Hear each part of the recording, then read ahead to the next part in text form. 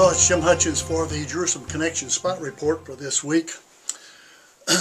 There is an Israeli Arab journalist by the name of Khalid Abu Tomeh who writes for the Jerusalem Post and for other mainline periodicals both in this country and elsewhere around the world.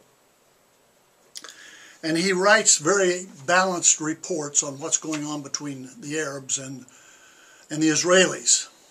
And he, in so doing, he gives Israel the benefit of the doubt very often. He's recently written this article entitled, "Who is Really Desecrating the Holy Sites?" It says, tensions have been mounting in recent months in Jerusalem over visits by Jews to the Temple Mount, or Al-Haram al-Sharif, the noble sanctuary, the Temple Mount. The ultimate goal is to turn the conflict into a religious war between Jews and Muslims, and if anyone is desecrating the holy site, it is those who smuggle petrol bombs and stones into the compound to use them against visitors. The Palestinians claim that the mere presence of Jewish visitors is a desecration of the holy site. Palestinians say they're only trying to prevent Jews from destroying the mosque and rebuilding the third holy temple. I think it's interesting that they say that and they recognize that, because that is a biblical known, and Bible-believing Jews and Christians have said and known for centuries that a temple would be rebuilt. There are people today, groups in Israel today, that have all the facilities, all the furniture, all the necessary elements to build the temple. But there's still the Dome of the Rock in the very place on Mount Moriah. And it's not happened yet, but we believe it will. Now, there are those who have said that the third temple will never be rebuilt. It's just not going to happen. But that's not what Jesus said. For example, in Matthew chapter 24, verse 15, Jesus said, when you see standing in the holy place, that's a metaphor for the temple, when you see standing in the holy place the abomination that causes desolation, spoken of through the prophet Daniel, let the reader understand.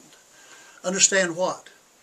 To understand what is the abomination of desolation that is to take place in the temple. That's a presupposition to his saying this. Well, Paul tells us exactly what the abomination of desolation is.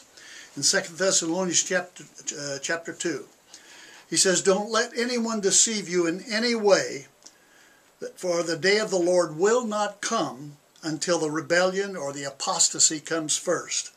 And the apostasy refers to those who are believers. Atheists and agnostics don't apostatize, only those who claim to be believers. So that'll have to come first, and the man of lawlessness is revealed, the man doomed to destruction. He opposes and exalts himself over everything that is called God or is worshipped, and even sets himself up in the temple, in God's temple, proclaiming himself to be God. The abomination of desolation is this man setting himself up in the temple claiming to be God. That's a desecration above all desecrations and defilements. But it implies, both these passages implies the existence of a temple. So it's going to happen. We just don't know when. The Jews and Christians who believe the Bible have been praying for this and believing God that He will establish in His time and in His way. So, until then, we at the Jerusalem Connection continue to aspire to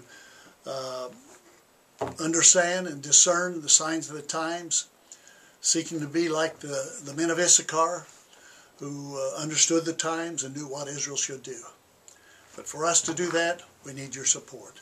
And we pray that you would please prayerfully consider your support of the Jerusalem Connection. Till next week, Od Ki Yavo Shiloh, or until Messiah comes, Yivaraka Yahweh. God bless.